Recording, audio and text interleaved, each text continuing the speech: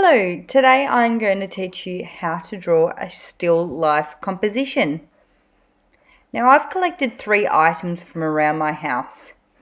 Ideally you'd like to have one medium-sized object, one tall size object, and an object with some sort of roundness to it. I've chosen one of my cactus plants, a coffee percolator, and a pear.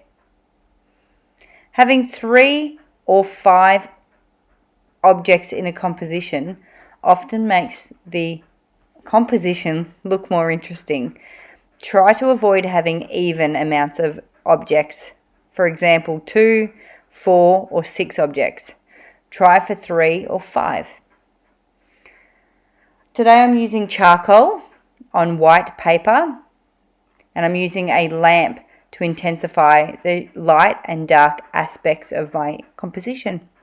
So I start by getting my charcoal and drawing the sort of basic shapes. So first I'm looking at my cactus, which is a cylinder shape. It's cylindrical.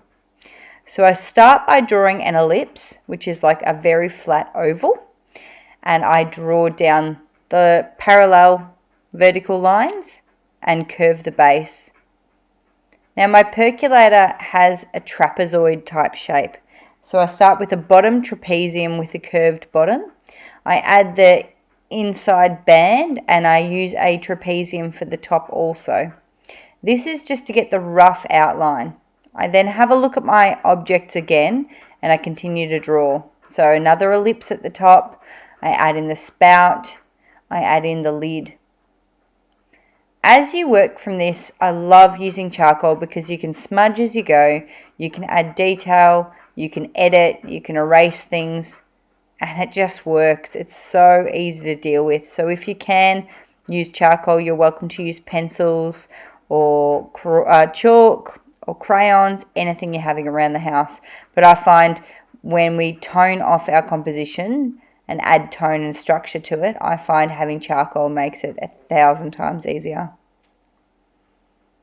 Now I'm being a bit flippant with my cactus here. I'm adding some different prongs, making it look a little bit different. Remember, when you are drawing a composition piece, and still life especially, you need real objects in front of you. If you imagine what you think something looks like and draws it, it will never look the same. So try and have those objects in front of you. Like I did with my cactus, my percolator and my pear, I had them directly in front of me under an intense lamp to add shading. This helps you look at the ugly aspects of a real life composition. Okay, time to start on the pear. I've drawn a circle and I've added a smaller circle on the top. Then I'm using my charcoal to sort of go around the overall pear shape. I'm adding in the stalk and then I start adding in some of my detail. I use this for shading and it is so simple to do. Have a good look at where your lamp is. I often squint my eyes and it makes it a lot easier.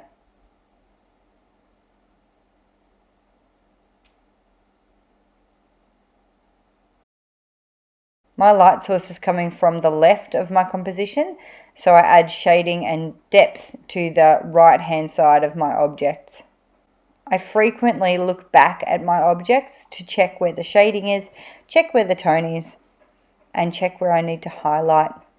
With charcoal, you can very loosely draw an outline of your shading, and then when you smudge it with your finger, it really brings out the depth in it. So don't be afraid to have a bit of fun with charcoal. This also works really well with chalk pastels and pastels on black paper, as well as chalk on an outdoor surface.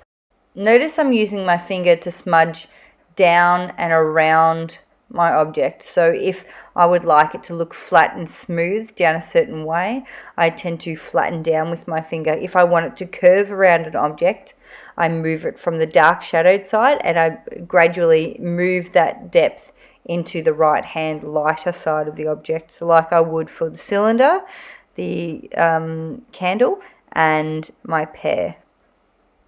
If you've got a horizontal surface, do not smudge it vertically. it will flatten your object and it won't look as realistic. Now for the shadow, do not outline your shadow. You need to add a dark line for the base and smudge it out with your finger. This will make it look more realistic. If you draw an outline for your shadow, it will look flat and it won't look real at all. Notice I'm going back in and adding more detail with my charcoal. This is just to bring out and put more emphasis on certain areas. Now in this case, I haven't used a horizontal horizon line. You're welcome to. So that's a line where the table meets the fabric in the background to make it look like it's sitting on a surface. I hope you've enjoyed. Take care. Stay safe.